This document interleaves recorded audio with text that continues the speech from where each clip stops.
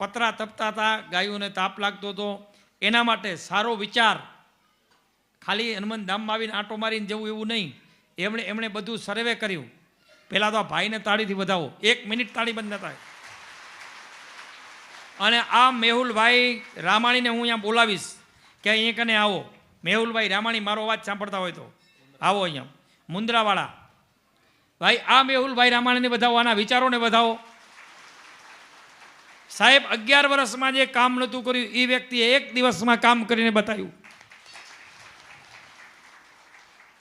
એમનું મને હજી નામે નહોતું આવડતું, આ તો નામ લખ્યું ત્યારે. અને મારી હાજરી નથી અને મારી ગેરહાજરીમાં પોતાનું તન મન અને ધન લગાડી અને કામ કરી ગયા છે.